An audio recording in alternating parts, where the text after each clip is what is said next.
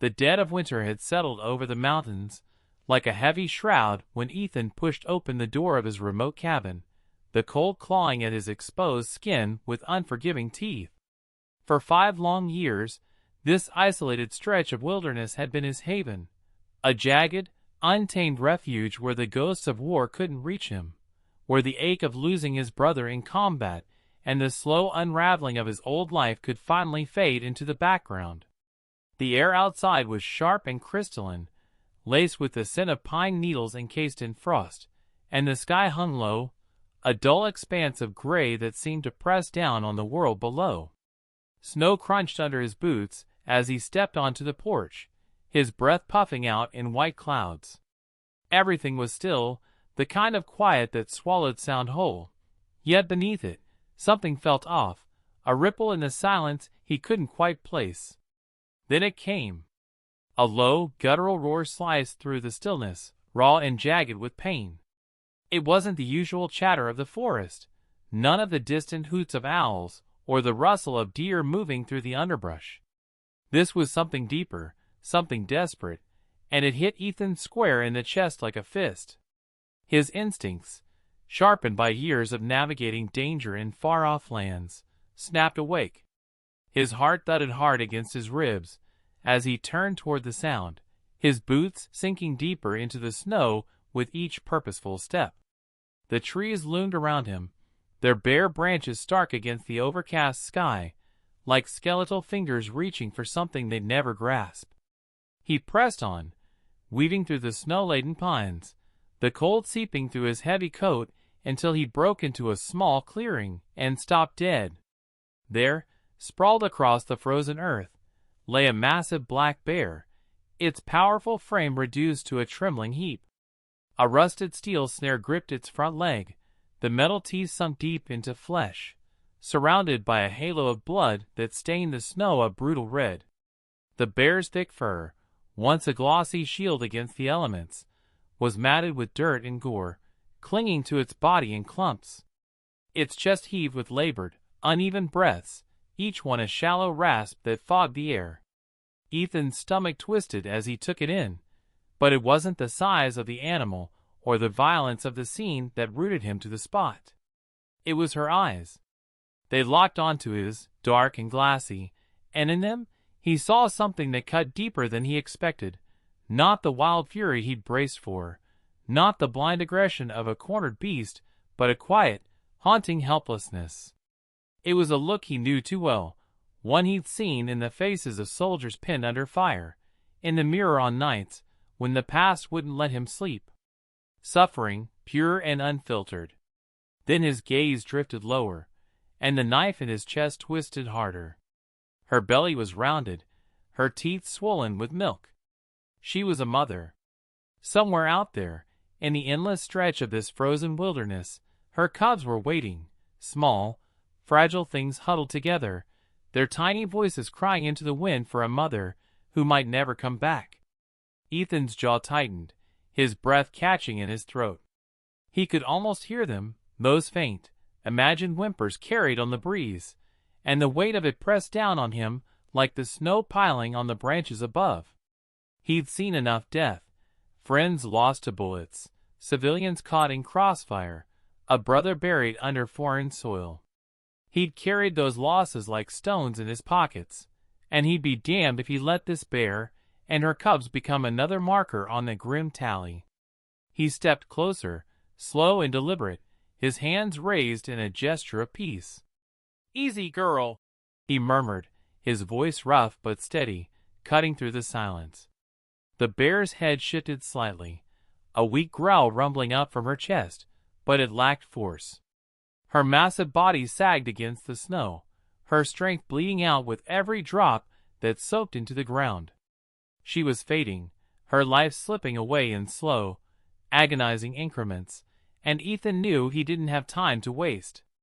Dropping to his knees beside her, he studied the snare. It was an old, cruel thing, rusted metal warped by time, designed to hold fast and kill slowly. The cold steel bit into his fingers as he gripped it, yanking hard once, then twice. It didn't give. His pulse spiked, a flicker of panic clawing at his gut. The bear's breathing grew shallower, her eyes fluttering as if she might slip away right there. "Come on!" he muttered under his breath, scrambling for a solution. His hand closed around a jagged rock half buried in the snow, its edges biting into his palm as he swung it down against the trap's mechanism. The first strike sent a jolt up his arm, the metal screeching in protest. He hit it again, harder, then again, his frustration mounting with each blow. Snow sprayed around him, his knuckles whitening around the rock until, finally, with a groan of defeat, the snare snapped open, its jaws releasing their grip. The bear collapsed fully, her body slumping into the snow with a soft thud. A shudder ran through her, and for a heartbeat, Ethan thought he'd lost her. Her chest barely moved, her breaths so faint they were nearly lost in the wind. He couldn't leave her like this, not out here, exposed and broken, with the cold ready to claim what the trap hadn't. Without pausing to second-guess himself, he did something that would have made any rational man balk. He bent down, slid his arms beneath her massive frame, and heaved her up onto his shoulders. The weight hit him like a wall, hundreds of pounds pressing down, her fur warm and damp against his neck.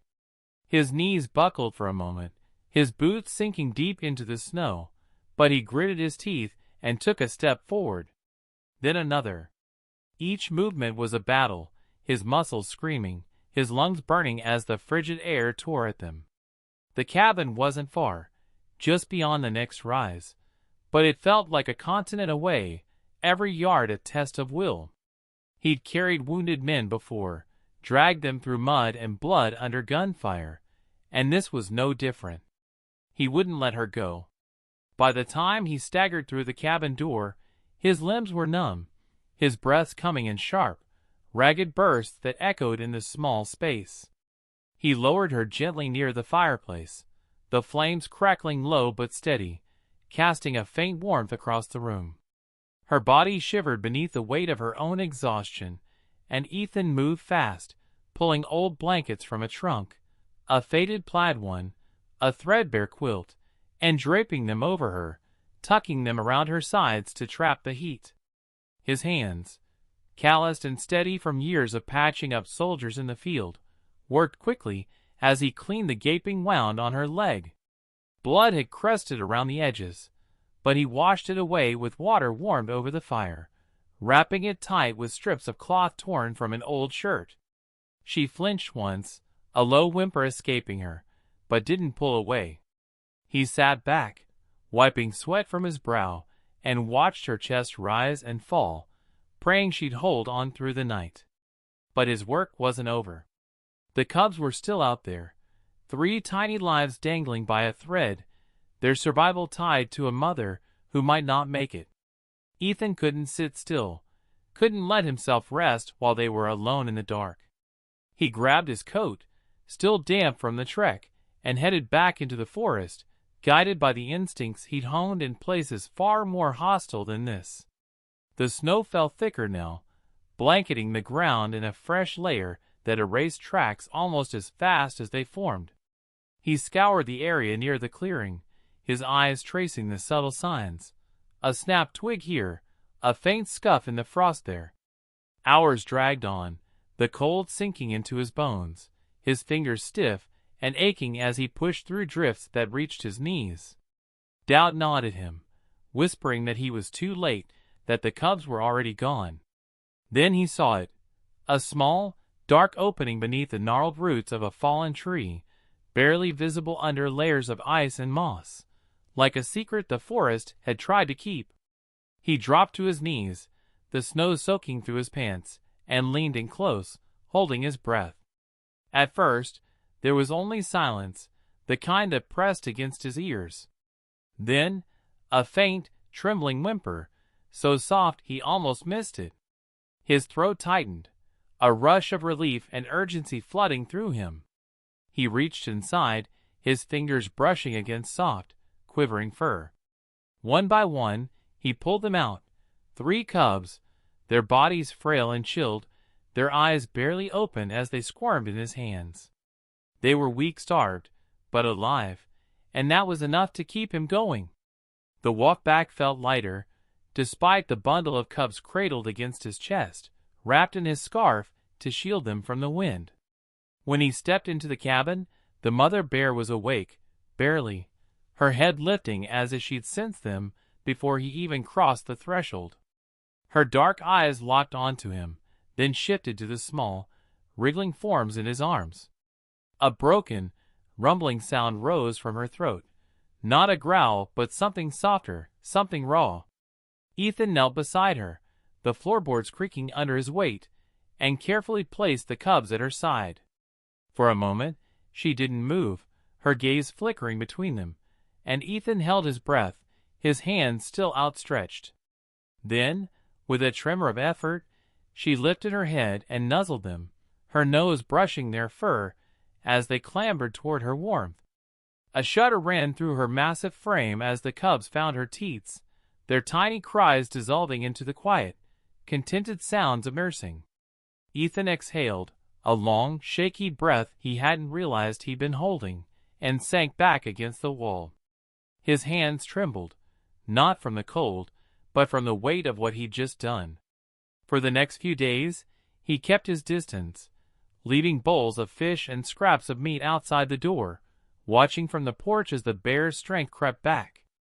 The cubs grew bolder, their wobbly legs carrying them in playful circles around her, tumbling into the snow and scampering back to her side. He never tried to approach them, never reached out to touch them. This wasn't about him claiming them. It was about giving them back what the wilderness had nearly stolen. Then, one morning, he woke to silence. The familiar rumbles and soft whines were gone. He stepped outside, the cold air biting at his face, and saw the tracks, hers broad and deep, theirs small and scattered, leading off into the trees. The forest had reclaimed them, folding them back into its vast, untamed heart. Ethan stood there for a long time, the wind tugging at his coat, his eyes tracing the faint prints until they disappeared into the white. He'd come here 5 years ago, running from a life that had broken him, searching for something he couldn't name, peace, purpose, redemption, maybe all of it tangled together. Standing there, watching the snow fill in the last traces of the family he'd saved, he felt something shift inside him. It wasn't loud or dramatic, not some grand revelation. Just a quiet settling, a flicker of light in the dark corners he'd carried for so long. Maybe, just maybe, he'd found it after all.